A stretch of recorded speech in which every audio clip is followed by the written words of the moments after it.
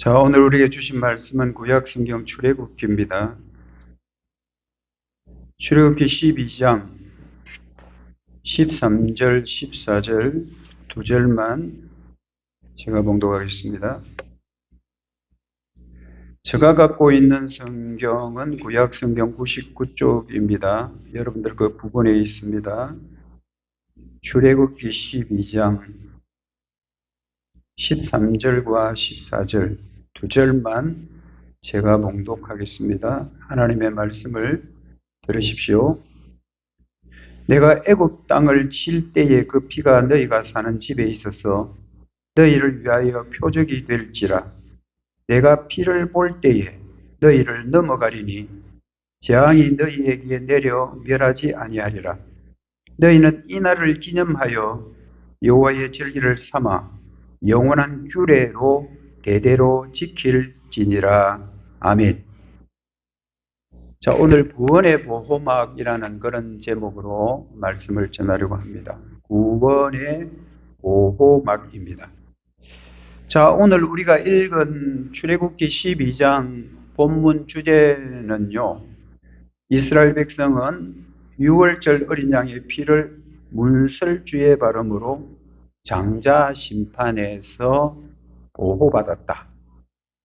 이스라엘 백성은 유월절 그 어린 양의 피를 집의 발음으로 장자 심판에서 보호를 받았다가 오늘 출애굽기 12장의 주제입니다. 설교는 이런 주제로 하려고 합니다. 성찬을 통해 지금도 우리는 구원의 보호막인 예수 그리스도이심을 알고 은혜를 누린다. 성찬을 통해 지금도 우리 구원의 보호막이 예수 그리스도이심을 알고 은혜를 누린다입니다. 여러분들이 TV를 통해서 또는 여러분의 주변을 통해서 보면 동물이나 그 식물은 자신의 생명을 지키기 위해서 주변 환경과 비슷한 컬러, 주변 환경과 비슷한 색상 또는 무늬를 가져서 자기를 먹으려고 하는 그 포식자들로부터 생명, 자신을 스스로 보호합니다. 그래서 비슷한 색깔로 자신을 보호하는 것을 보호색이라고 그래요. 보호색. 대표적인 동물이 카멜레온이라는 건데 사진을 통해서 잠깐 한번 보시죠. 이게 여러분들 카멜레온인데요. 주변에 있는 잎사귀 그리고 나무 가지 이런 것들하고 자기 몸 색깔을 아주 비슷비슷하게 바꿀 수 있는 그런 어떤 기능을 가지고 있는 카멜레온입니다. 지금 색깔이 거의 비슷하잖아요. 또 다른 데로 옮기면 그 주변에 있는 색깔하고 또 자기 몸 색깔을 바꿔서 모든 포식자들, 자기를 잡아먹으려고 하는 그 포식자들로부터 자기 생명을 보호하는, 그래서 그것을 보호색이라고 그렇게 말합니다. 그런데 보호색만 있는 것이 아니라 보호막도 있습니다. 대표적인 것이 여러분 잘 아는 바로 거북이죠.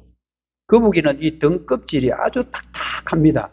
그걸 뭐라 그럽니까? 보호막이라 그럽니다. 그래서 자기가 위기의 순간에는 목을 쏙 집어넣어 버리고 손발도 싹 집어넣어 버리고 딱 위에 등딱지만 딱 보이도록 이렇게 해가지고 자기 생명을 스스로가 이렇게 지키는 것을 보호막이라기도 하죠. 여러분들이 갖고 있는 그 휴대폰에도 보호막 처리가 되어 있습니다. 그래서 그게 땅에 떨어져도 액정이 안 깨지게 하는 것, 이런 것도 다 보호막이고요. 그리고 긁힘, 다른 데 어디 부딪혀가지고 긁히는 이런 것도 방지해주는 이런 것들이 다 보호막입니다. 그래서 여러분들 혹시 휴대폰에 아직 보호막이 안 된 그런 분들이 있으면 그 얼마 안 해요. 얼마 되지 않는 거 사가지고 그걸 위에 쫙 액정에 바르면 그게 하나의 보호막이 됩니다. 그렇게 해서 여러분이 갖고 있는 소지품도 지킬 수 있다. 오늘은 보호색에 대해서 말씀드렸고 또 보호막에 대해 말씀드렸는데 제가 여러분들에게 하나 물어보겠습니다. 우리가 받은 이 받은 구원을 안 뺏기는 보호막은 과연 뭘까? 우리가 이미 하나님의 택정함을 받아서 구원받은 주의 백성들이 됐는데 지금 우리가 구원받은 사람으로 살아가잖아요. 살아가는데도 이 구원의 보호막은 과연 뭘까? 이거 오늘 한번 생각해 보려고 합니다. 오늘 본문은 여러분 출애굽기입니다. 출애굽기라는 것은 애굽에서 나온 기록 이렇게 이야기할 수 있지만 사실은 그 배후에는 하나님이 계시잖아요. 하나님께서 자기 백성을 애굽에서 구원해내는, 이게 사실 우리가 받은 이 구원의 하나의 큰 그림자예요. 모형이에요. 그 실체가 이제 우리가 구원받은 거거든요. 그래서 애굽에서 나와서 하나님의 백성들이 가나안 땅으로 옮기는 그 과정이 출애굽기에 다 기록되어 있는데, 출애굽기는 단순하게 뭐 이스라엘 백성들 애굽에서 나와서 사람들을 옮기는 이것만이 아니고, 이 출애굽기 사건은 오늘날 죄로부터 구원받은 저와 여러분들에 대한 하나의 그림자예요. 그림자고, 실체는 사실 저와 여러분이 죄로부터 구원받고 사탄의 권세로부터 이렇게 구출받은 이게 바로 구원, 출애굽기 사건이 그림자입니다. 출애굽이 언제 일어났느냐 하면요, 주전 1446년이에요. 여러분, 출애굽기가 언제 일어났습니까 하면 우리 교회 다니는 사람은 적어도 그 연도만큼은 좀 알아야 됩니다. 주전이에요. 주전 1446년에 이제 구원을 받게 되는데, 그 출애굽기에 이스라엘 백성들이 애굽에서 나오는 그 모든 구원 역사의 기록이 출애굽기인데, 그러면 그 이스라엘 백성들이 왜 애굽까지 내려갔나가 중요한 거예요. 애굽까지 왜 내려갔느냐 하면요, 약 한 400여 년 전, 주전 1800년 정도 때에 야곱이라는 가족이 살았습니다.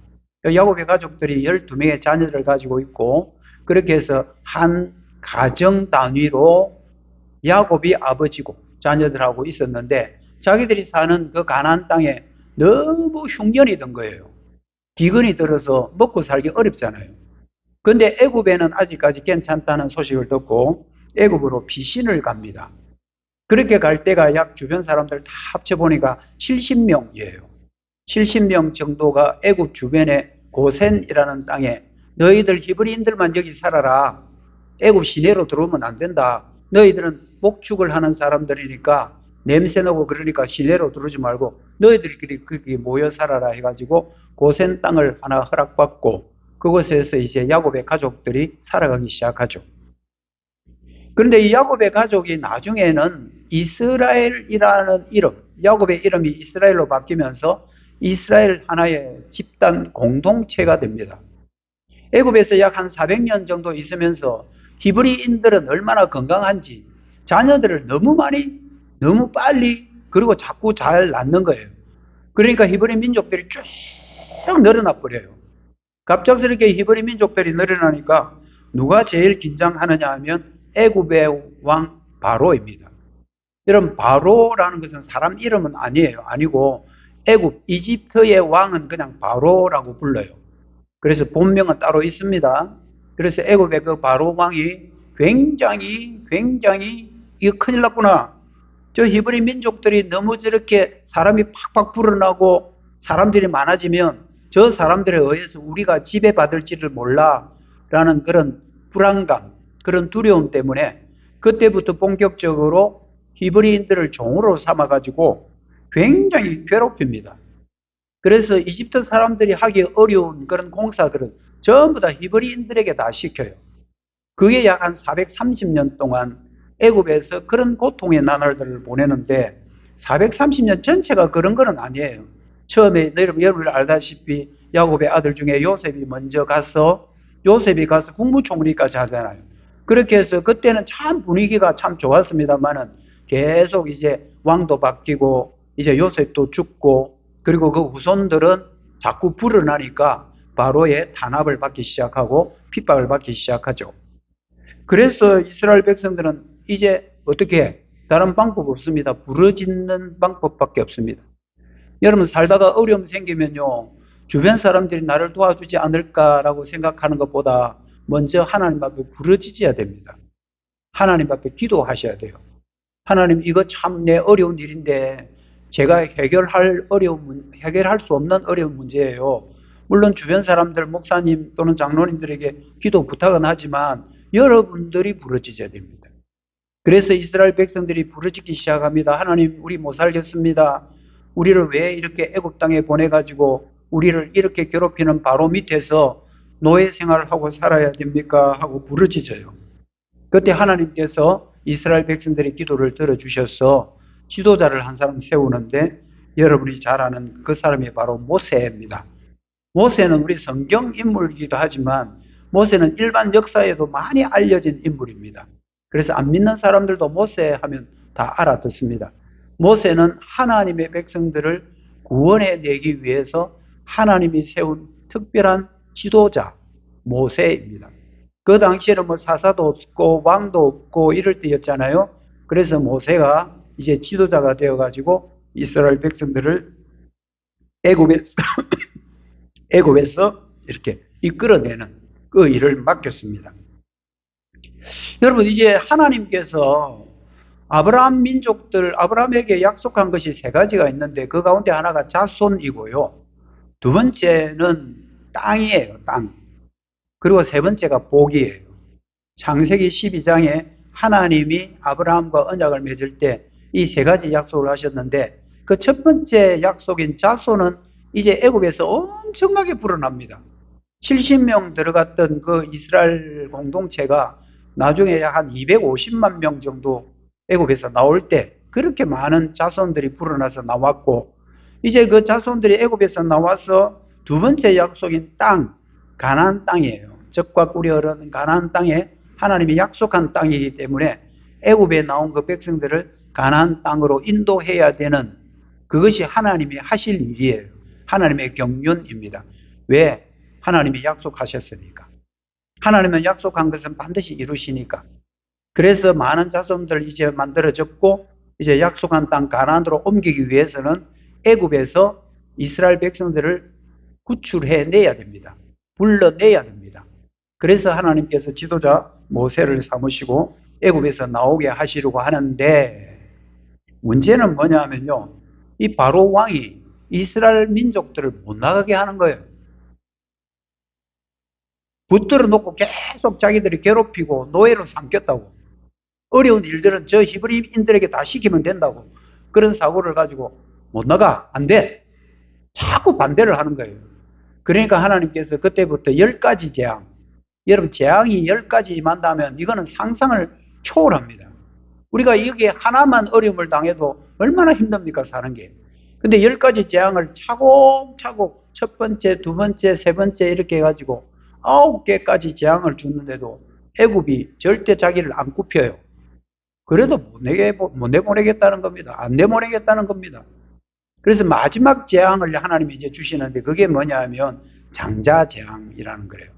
뭐냐 하면요, 첫 태생, 처음에 태어나는 모든 것은 그냥 다 죽이는, 장자들만 죽이는 마지막 재앙, 이 10번째 재앙을 하나님께서 주시는데, 이 10번째 재앙은 이스라엘 백성들이든 애굽 백성이든 첫 번째 태어나는 사람이나 짐승이나 동물 할 것 없이 전부 다 죽이는 재앙이에요. 참 무서운 재앙이에요. 출애굽기 11장 5절에 보면 애굽 땅에 있는 모든 처음 난 것은 왕위에 앉아있는 바로의 장자, 왕자죠. 왕자도 할 것 없이 맷돌 뒤에 있는 몸종의 장자와 모든 가축에 처음 난 것은 다 죽일 거다. 이게 여러분들 애굽 땅에 준 10번째 재앙입니다. 하나님의 목적은 뭐냐 하면 이스라엘 백성들을 애굽에서 불러내야 되는데 그 바로가 자꾸 반대를 하니까 그때 10번째 재앙, 마지막 재앙이 장자를 죽이는 재앙을 애굽 땅에 쏟아 부어버립니다. 이런 재앙을 통해서 하나님께서 바로와 이스라엘 백성들에게 보여주고자 하는 게 딱 하나예요. 그게 뭐냐 하면 생명의 주관자는 하나님이시다. 여러분, 우리의 생명의 주관자는 하나님이셔요. 내가 천년 만년 살아야지 계획 잡아놓고 보험 넣어놓고 통장에 돈 넣어놓고 땅 사고 집 사고 다 좋아요. 다 좋지만 생명의 주관자는 하나님입니다. 하나님이 오늘 하루 만에 우리를 불러가실 수도 있고요. 우리 불러가면 우리가 뭐 어디 지옥 가는 건 아니잖아요. 천국 가니까 여기보다 더 좋아요. 여러분, 이 땅에 아무리 아름다운 자연 환경, 아무리 유럽의 아름다운 경치, 풍광을 본다 하더라도 에덴 동산만큼 좋은 데가 없어요. 에덴 동산 최고고요. 그 다음에 여러분들 우리가 이제 영원에 가게 될 그 영원한 에덴 동산 천국이잖아요. 하나님이 우리의 생명의 주관자라는 걸 보여주는 게 이 출애굽이에요. 자 봐라. 하나님은 장자만 죽일 수도 있다. 이스라엘 백성들의 장자도 죽일 수 있고 애굽의 장자도 죽일 수 있다. 사람만이 아니다. 짐승도 오케이. 가축도 첫 번째 태어난 것은 다 죽일 수 있다. 그것이 10번째 재앙인데 그 재앙을 통해서 이스라엘 사람이든 그리고 애굽 사람이든 이 땅에 사는 사람들이 생명의 주관자는 저 하나님이라는 분이구나 라는 것을 알게 하는 사건이에요. 그렇게 해서 여러분 생긴 게 이제 유월절이라는 겁니다. 6월이 아니고 유월절입니다. 그 유월절은 여러분들 어디에 나와 있느냐 하면 13절 중반절에 나와 있습니다. 성경 말씀 한번 보십시오. 내가 피를 볼 때에 너희를 넘어가리니 라고 할 때 이 넘어간다라는 말이 있잖아요. 넘어간다 이 말이 한문으로 유월입니다. 유월. 유자는 무슨 넘을 유자. 그리고 월자도 넘을 월자. 유월입니다. 영어로 하면 패스 오버. 넘어간다 이 뜻입니다. 넘어서 통과한다. 이것만 넘어간다. 다른 것은 쭉 가는데 여기만 살짝 넘어간다 할 때 유월. 영어로는 패스 오버라고 그렇게 해가지고요. 패스 오버라는 게 이제 6월이고 그때부터 지키기 시작한 것이 6월절이에요. 그래서 히브리인들은 6월절을 계속 지켜야 했습니다. 6월이라는 그 말이 오늘 이 성경에 넘어간다라는 말의 뜻이에요. 그래서 여러분 성경 13절 중반절에도 보면 넘어간다 그 옆에다가 6월절 이렇게 적어 놓고요. 그리고 11절에는 그 말이 그대로 나오죠. 11절 제일 마지막에 봐요. 이것이 여호와의 유월절이니라 이렇게 되어 있죠. 그 유월절을 설명하는 게 이제 13절에 넘어간다 이 말이 유월절에 대한 해석이에요. 해석이고 주석입니다. 넘어가는데 뭘 넘어간다? 뭘 넘어가겠습니까? 13절 상반절에 보면 내가 애굽 땅을 칠 때에 이것은 10번째 마지막 재앙을 이제 쏟아 부을 때에 이 말입니다. 그 피가 너희가 사는 집에 있어서 너희를 위하여 표적이 될지라. 너희가 사는 집을 넘어간다 이 말입니다. 뭘 넘어간다고요? 너희가 사는 집은 넘어갈게. 너희가 사는 집은 그냥 넘어간다. 이런 뜻이 유월절이라는 겁니다. 넘어가면 뭐 한다는 말이에요? 그 집에 있는 장자들은 살려준다는 말입니다. 전부 다 죽음의 사자가 쭉 가면서 집집마다 딱딱딱 들어가가지고 첫 번째 태어나는 사람, 첫 번째 태어나는 짐승 전부 다 죽이고 가는데 너희 집은 넘어가겠다는 거예요. 넘어지건 그냥 넘어갈게. 안 죽이고 살려놓고 그냥 넘어갈게. 그래서 넘어간다라는 이 뜻이 유월이라는 뜻이에요. 그래서 13절 하반절에 보면 재앙이 너희에게 내려 너희들은 멸하지 않을게. 너희 집만 넘어갈게. 그래서 너희들은 살려줄게. 이게 유월절입니다. 하나님께서 자기 백성들은 살려주신다는 겁니다. 하나님이 무엇을 보고 이스라엘 집을 넘어갈까요? 뭘 표시가 있어야 뭐 그 집을 넘어가든지 말든지 할 거 아니에요. 물론 하나님께서는 이스라엘 사람들이 어디에 사는지 몇 번째에 사는지 그 집 옆에 누가 살고 그 집 옆에 누가 사는 걸 다 알지만 하나님께서는 사람들에게 더 확신한 확신을 주기 위해서 그 집에 무슨 표시를 해 놓으면 내가 그 표시를 보고 넘어갈게 이 말이거든요. 그래서 13절 중반절에 보면 내가 피를 볼 때에 너희를 넘어갈 거다. 피가 있는 집은 내가 넘어갈게. 이게 여러분 하나님과 이스라엘 백성 사이에 그 전에 세운 약속이란 말입니다. 이스라엘 백성들에게만 준 하나의 암호처럼 너희들 피가 묻혀져 있는 집은 내가 안 죽이고 넘어갈게. 이게 유월이라는 말의 뜻이고요. 이 유월을 이제 절기로 지키기 시작한 것이 유월절이에요. 유대인은 지금도 유월절을 지켜요. 그런데 내가 피를 볼 때에 너희를 넘어가리라 했는데 피를 보는 사람이 누가 보느냐 하면요. 하나님이 보셔요. 피는 인간이 칠해놓지만 그 피를 보는 분은 여호와 하나님이십니다. 하나님이 피를 보고 그 집을 넘어간다. 그래서 피가 하나의 사인입니다. 성경에는 뭐라고 되어 있습니까? 표적입니다. 피가 있는 집은 보고 넘어가는데 피가 표적이라는 거예요. 하나님은 아무 집이나 다 넘어가는 것이 아니라 피가 있는 집, 피가 표적이 된 그 집만은 그냥 안 죽이고 패스오버할게, 유월할게, 넘어갈게. 여기서 여러분 이 피가 무슨 피일까요? 출애굽기 12장 3절에 보면 너희는 이스라엘 온 회중에게 말하여 이르라 이달 열흘에 너희가 각자가 어린 양을 잡을지니 어린 양을 잡아라 이 말은 여러분 닭 잡듯이 죽인다 이 말입니다. 어린 양을 그냥 한번 손으로 살짝 잡고 있는 게 아니고 잡는다 그 말 우리 잘 알잖아요. 사위들 오면 닭 잡는다. 그 닭 잡을 때 여러분 닭만 그냥 살짝 깃털만 이렇게 잡고 있는 거 아니잖아요. 죽이는 것. 양을 잡는다, 잡아라. 여러분 양을 죽이면 뭐가 나옵니까? 피가 나오잖아요. 양을 죽여 나온 피를 그 집에 발라 놓은 것을 여호와 하나님이 그 피를 보고 그 집은 그냥 패스하겠다, 넘어가겠다라는 것입니다. 하나님과 자기 백성 사이의 이 약속은 하나님이 신실하게 지키십니다. 일종의 암호 같은 거고요. 사전에 하나님께서 자기 백성에 팁을 준 거죠. 자 봐라, 내가 그날 밤에 죽음의 사자를 대동하고 첫 번째 태어난 거는 전부 다 죽일 건데 너희들 집에는 어린 양을 잡아서 피를 칠해놔라. 그러면 그 피를 보고 나는 넘어갈게. 피가 하나의 너와 나의 표적이야, 사인이야. 그렇게 하면서 어린 양을 죽여 나온 피를 집에 발라 놓으면 내가 그 집은 넘어갈게 라고 약속한 것이 유월절입니다. 그렇게 해서 이스라엘 백성들은 양을 잡아다 피를 집에 바릅니다. 출애굽기 12장 7절입니다. 그 피를 양을 먹을 집 좌우 문설주와 임방에 바르라. 문설주, 임방, 문설주 여기다가 다 발라놔요. 그 피 보고 그냥 죽음의 사자가 하나님이 넘어간다는 겁니다. 여기서 여러분 피가 뭐겠습니까? 바로 생명을 지키는 보호막입니다. 피가 보호막입니다. 어린 양의 피가 그 집안에 있는 장자를 그 장자의 생명을 살려주는 생명을 보호해주는 보호막이 뭐라고요? 어린 양의 피입니다.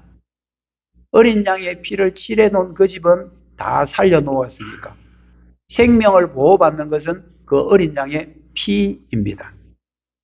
여러분 그러면 그 어린 양의 피는 무엇을 예표를 할까? 6월절에 나와 있는 이 출애굽기 사건, 이것은 다음에 어떤 누구의 피를 예고하고 있을까? 예표하고 있을까? 우리는 다 압니다. 그 어린 양 바로 예수 그리스도이라는 사실을. 예수 그리스도가 어린 양이십니다. 그래서 구약에 나와 있는 모든 사건들 있잖아요. 그런 것들은 전부 다 예수님에 대한 증언입니다.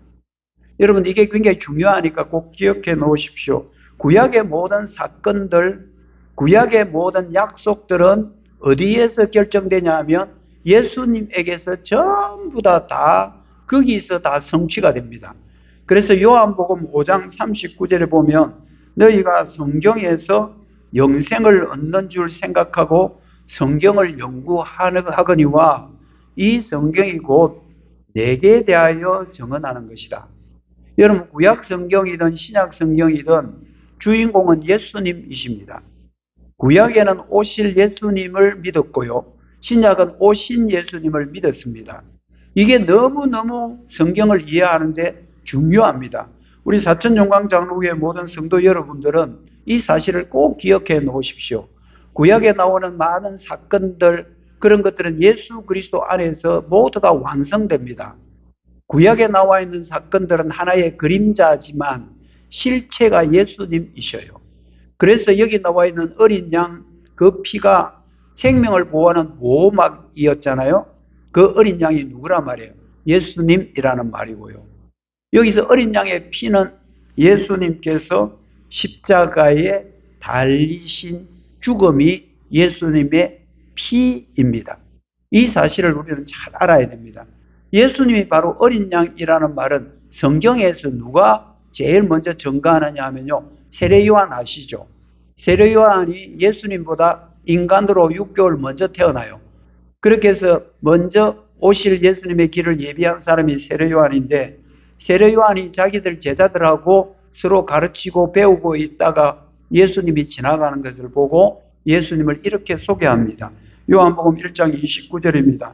이튿날 요한이 예수께서 자기에게 나오심을 보고 이르되 보라, 세상 죄를 지고 가는 하나님의 어린 양이다.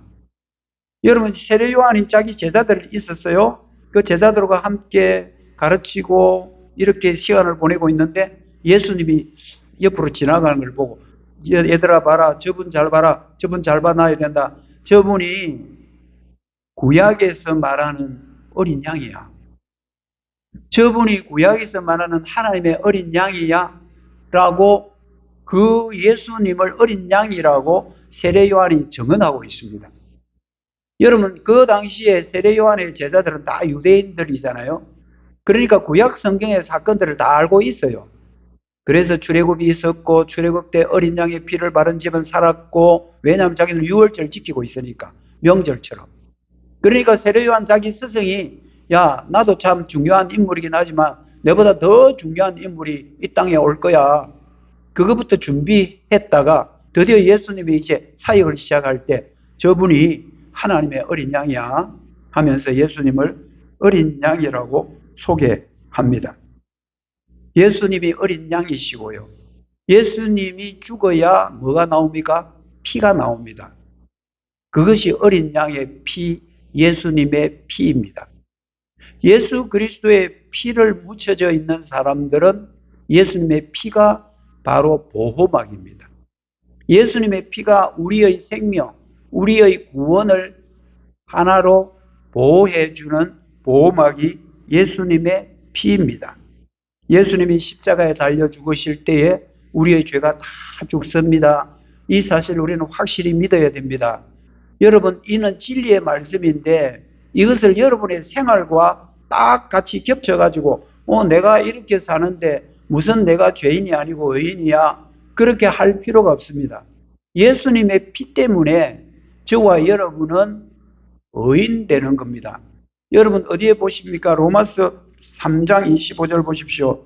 이 예수를 하나님이 그의 피로서, 아들의 피로서 믿음으로 말미암아 화목제물로 세우셨으니 이는 하나님께서 길이 참으시는 중에 전에 지은 죄, 사탄의 유혹을 받아서 아담과 하와가 지은, 인간의 선조들, 원조들이 지은 그 죄를 뭐한다? 간과하신다.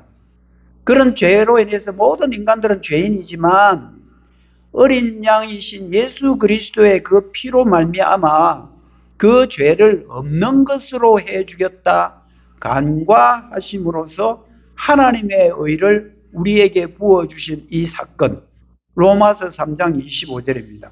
이 예수를 하나님이 그의 피로서, 피가, 예수님의 피가 우리의 생명의 보호막이 되었다라는 확실한 말씀입니다.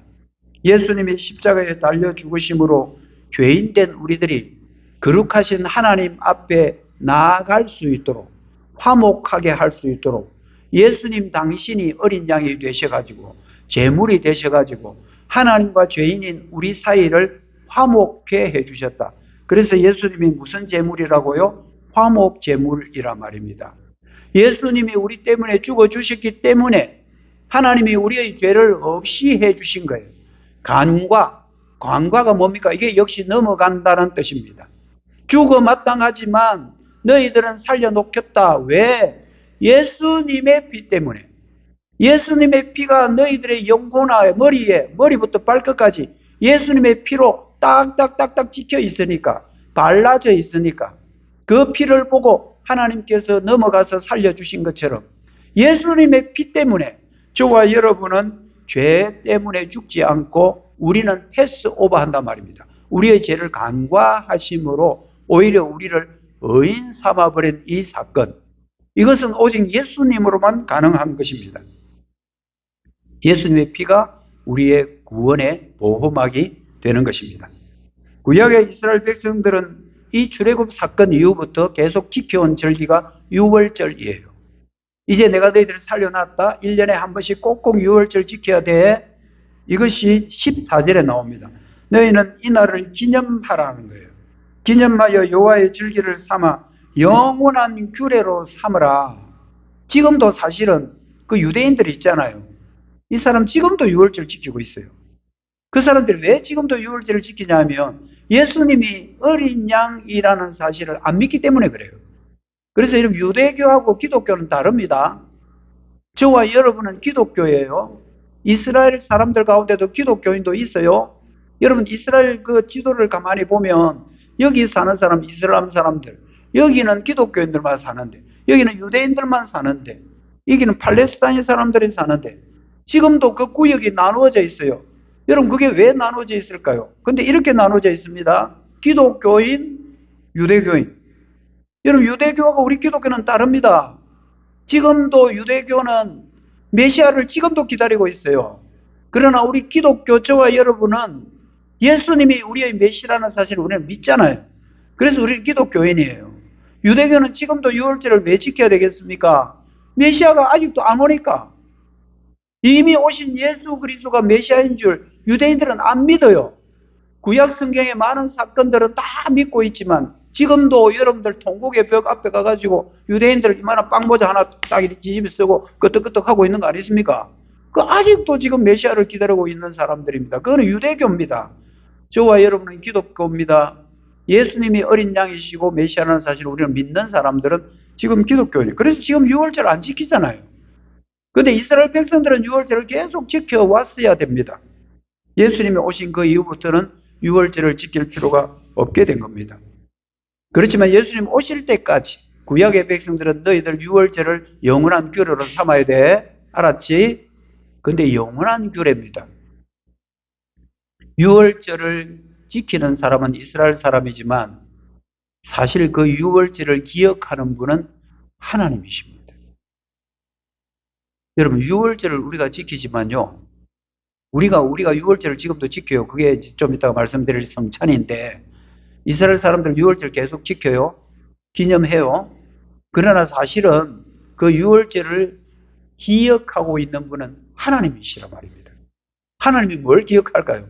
그 백성들과 맺은 그 약속을 하나님은 계속 기억하는 거예요. 우리 인간들은 기념식으로 넘어가지만 하나님은 그 본질을 지금도 기억하고 계신다라는 뜻입니다. 여러분 노아 홍수 있었습니다. 그때는 너무 죄가 관영해 놓으니까요. 그래서 노아 가족들 딱 8명만 살려놓고요. 세상을 물로 심판해버려요. 상상 한번 해보십시오, 여러분.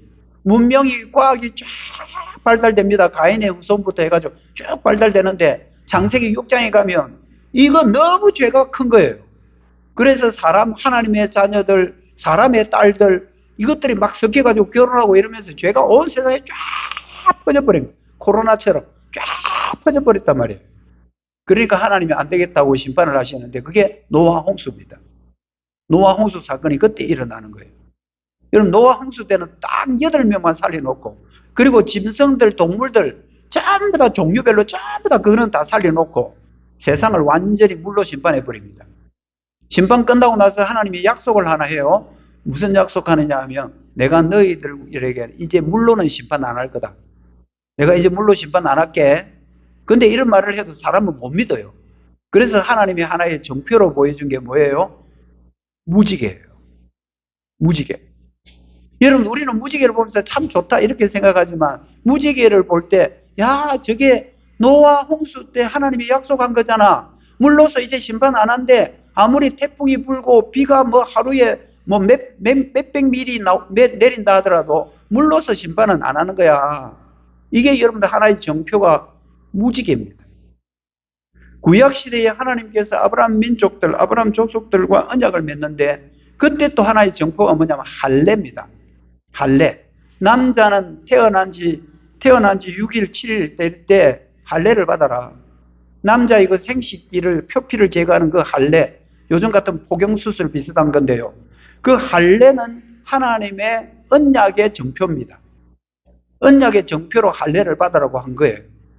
그래서 하나님께서는 태어나는 아이를 가만히 보면 그 사람들이 할례를 받을 때 하나님은 뭘 기억하겠습니까? 하나님과 자기 백성과 맺은 약속을 하나님은 기억하고 있는 거. 무지개, 할례, 우리는 기념하지만 하나님은 기억합니다. 여러분, 오늘날 우리가 영원히 지켜야 될 유월절이 뭐냐 하면요, 바로 성찬이에요. 우리는 성찬을 통해서 계속 우리의 생명의 보호막은 예수님이다라는 것을 우리는 계속 기념하는 게 성찬입니다. 어린 양의 피를 바른 그 집은 살아났습니다. 그것이 1차적으로 그 당시 이스라엘 민족들이었지만 2차적으로 예수님 안에 있는 우리가 바로 그 집입니다. 피가 발려져 있는 그 집이에요. 오늘날 뭡니까? 교회입니다. 교회는 예수 그리스도의 피로 피칠갑이 되어 있는 게 사실은 교회예요.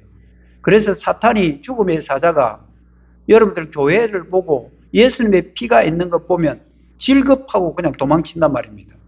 하나님의 백성들은 여러분 사탄이 아무리 유혹하고 미혹한다 하더라도 유혹은 있다 할지라도 그게 안 넘어가는 이유가 뭐 때문인지 아십니까? 예수님의 피 때문이에요. 예수님의 피를 보면 사탄도 귀신도 겁이 나가지고 천갈래 만갈래 도망가 버린다 그러잖아요.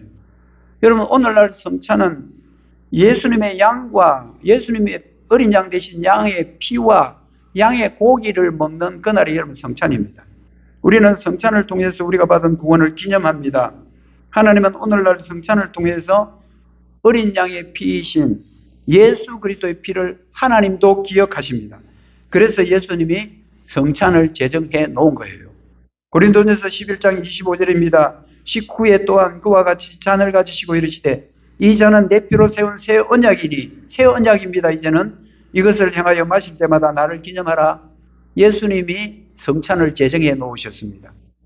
예수님이 성찬을 제정해 우리 보고 기념하라고 하지만 사실은 그 성찬의 피를 보고 계속 기억하시는 분은 삼위일체 하나님이십니다.